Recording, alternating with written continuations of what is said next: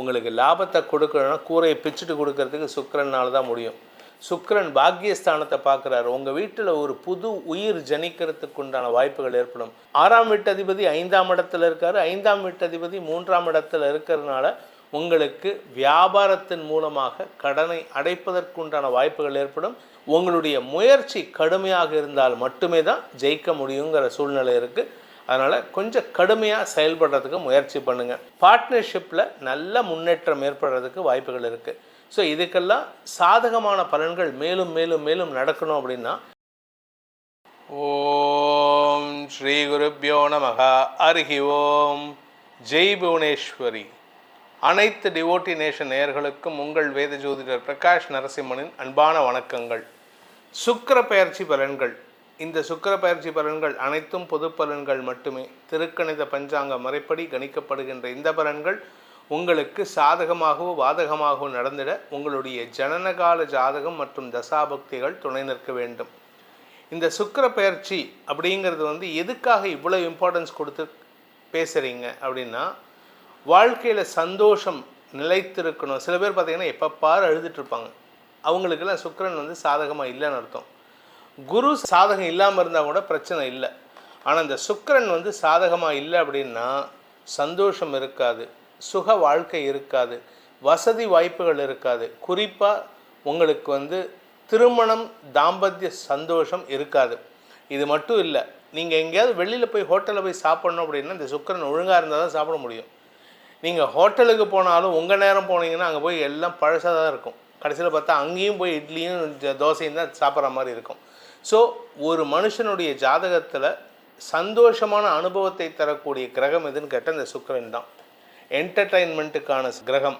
அப்பேற்பட்ட கிரகம் கோச்சாரத்தில் ஒழுங்காக இருந்ததுன்னா பிரச்சனை இல்லை. கோச்சாரத்துலேயும் குழப்பத்தை ஏற்படுத்தக்கூடிய வகையில் இருந்ததுன்னா உங்களுக்கு தடுமாற்றங்கள் ஏற்படும். அதனால தான் அதுக்கு உண்டான பரிகாரத்தோடு சொல்கிறதுக்கு தான் நம்ம இந்த சுக்கிர பயிற்சியை போட்டுட்ருக்கோம். உடனே எல்லோரும் வியூஸ்க்காக போடுறாங்க அப்படின்ட்டு.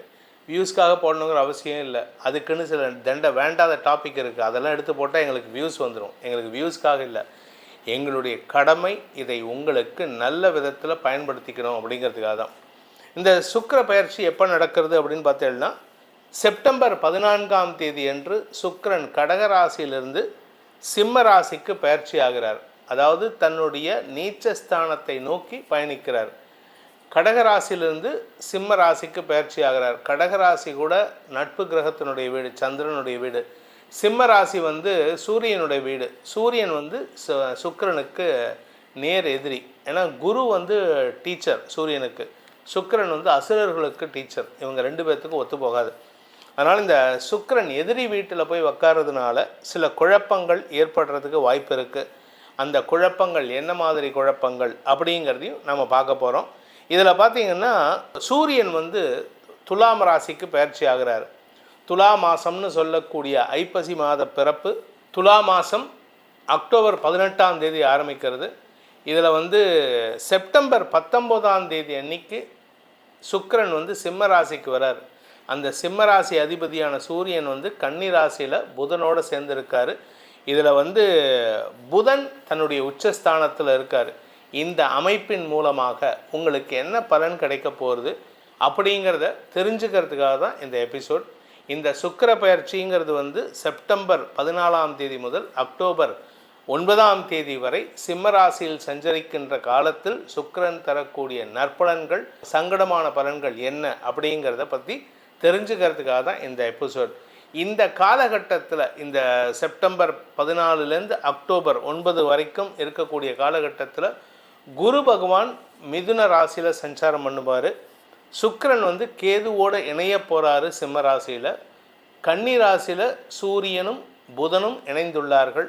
செவ்வாய் துலாம் ராசியில் குருவின் பார்வையில் இருக்கார். கும்ப ராசியில் ராகு இருக்கார். மீன ராசியில் சனி வக்கரமாக இருக்கார். நவம்பர் 28ஆம் தேதி வரைக்கும் சனி வக்கரமாக இருக்கிறதுனால சில மாற்றங்கள் உங்களுக்கு நன்மைகளை ஏற்படுத்தும். அது என்னங்கிறத இப்போ பார்க்க போகிறோம்.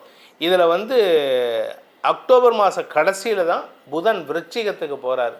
புதன் விருச்சிகத்துக்கு, அதாவது கன்னியிலேருந்து துலாம், துலாத்துலேருந்து விருச்சிகம், இப்படி 2 இது போகிறதுனால அக்டோபர் மாதம் வரைக்கும் புதன் சுக்கிரன் பரிவர்த்தனை யோகமும் ஏற்படும். அது அடுத்த மாதம், அதாவது அக்டோபர் 9ஆம் தேதிக்கு மேலே, அக்டோபர் 9 கன்னிராசிக்கு சுக்கிரன் பயிற்சி ஆகும்பொழுது புதன் சுக்கிரன் பரிவர்த்தனை யோகம் ஏற்படும். அந்த பீரியட் வரைக்கும் எப்படி இருக்குது, அந்த அக்டோபர் 9ஆம் தேதி வரை எப்படிப்பட்ட பலன்களை நீங்கள் அனுபவிக்க போகிறீர்கள்? ஏன்னா செவ்வாய் குரு பார்வை விட்டு விலகிறதே ஒரு பெரிய விசேஷம்னு நம்ம செவ்வாய் பயிற்சியில் சொல்லியிருக்கோம்.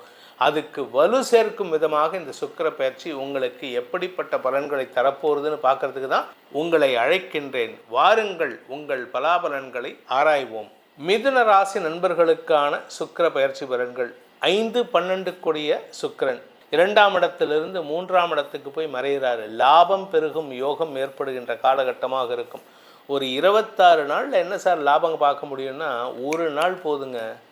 உங்களுக்கு லாபத்தை கொடுக்கணும்னா கூரையை பிச்சுட்டு கொடுக்கறதுக்கு சுக்கிரனால் தான் முடியும். சுக்கிரன் பாக்கியஸ்தானத்தை பார்க்குறாரு. உங்கள் வீட்டில் ஒரு புது உயிர் ஜனிக்கிறதுக்கு உண்டான வாய்ப்புகள் ஏற்படும். புது உயிர் மட்டும் இல்லை, உங்களுக்கு சந்தோஷ அதிகரிப்பு ஏற்படுறதுக்கு வாய்ப்பு இருக்குது. உங்கள் வீட்டில் ஒரு புதிய பொருள் வாங்கிறதுக்கு உண்டான வாய்ப்பு இருக்குது. வழக்கு சார்ந்த விஷயங்கள், உங்களுடைய தந்தை சார்ந்த விஷயங்களில் நீங்கள் எடுக்கக்கூடிய முடிவு உங்கள் குடும்ப கௌரவத்தை காப்பாற்றுவதற்கு உண்டான அமைப்பை ஏற்படுத்தி கொடுக்கும்.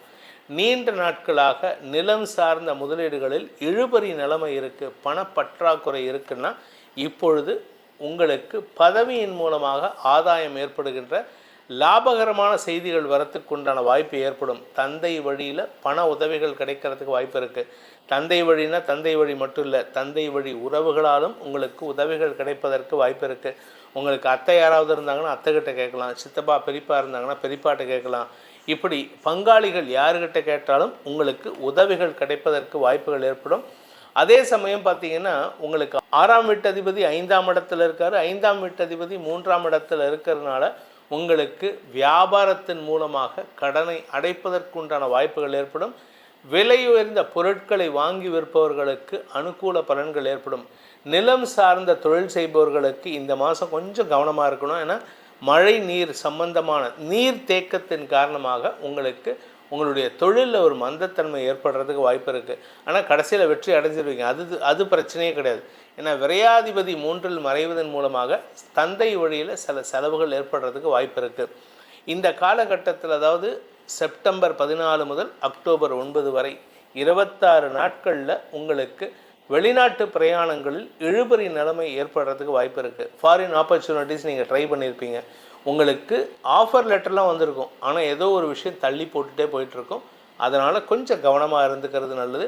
உங்களுடைய முயற்சி கடுமையாக இருந்தால் மட்டுமே தான் ஜெயிக்க முடியுங்கிற சூழ்நிலை இருக்குது. அதனால் கொஞ்சம் கடுமையாக செயல்படுறதுக்கு முயற்சி பண்ணுங்கள். இந்த மிதுன ராசியை பொறுத்த வரைக்கும் உங்களுடைய தொழில்முறை பார்ட்னர்ஷிப்பில் நல்ல முன்னேற்றம் ஏற்படுறதுக்கு வாய்ப்புகள் இருக்குது. ஸோ இதுக்கெல்லாம் சாதகமான பலன்கள் மேலும் மேலும் மேலும் நடக்கணும் அப்படின்னா நீங்கள் செய்ய வேண்டிய பரிகாரம் என்ன பரிகாரம் அப்படின்னு கேட்டீங்கன்னா, இங்கே திருச்சிக்கு பக்கத்தில் வெக்காளியம்மன் கோயில் இருக்குது. அந்த உறையூர் வெக்காளியம்மன் கோயில், அங்கே அந்த கோயிலுக்கு போயிட்டு அந்த கோயிலில் இருக்கக்கூடிய அம்மனுக்கு உங்களுடைய பிரார்த்தனைகளை செலுத்தி வாருங்கள்.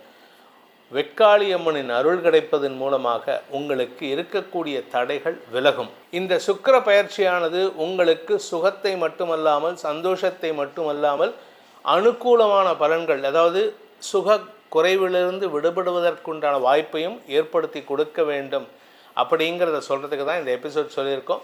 உங்களுடைய தனிப்பட்ட ஜாதகத்துக்கு உண்டான பலன்கள், சுக்கிர பயிற்சி பலன்கள் மட்டுமல்லாமல் செவ்வாய் பயிற்சி பலன்கள் மட்டுமல்லாமல் இந்த கிரகங்களுடைய கூட்டு பலன்கள் என்ன அப்படின்னு தெரிஞ்சுக்கணும்னு ஆசைப்படுறவங்க கீழே கொடுக்கப்பட்டுள்ள தொலைபேசி எண்கள், கைபேசி எண்கள், வாட்ஸ்அப் எண்களில் தொடர்பு கொண்டு அப்பாயின்மெண்ட் ஃபிக்ஸ் பண்ணிவிட்டு நேரிலோ வாட்ஸ்அப்பிலோ பலன்களை தெரிந்து கொள்ளலாம்.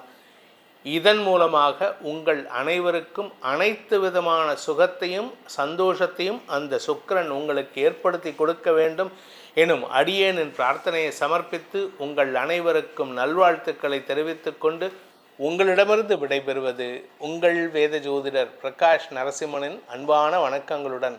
நன்றி, வணக்கம்.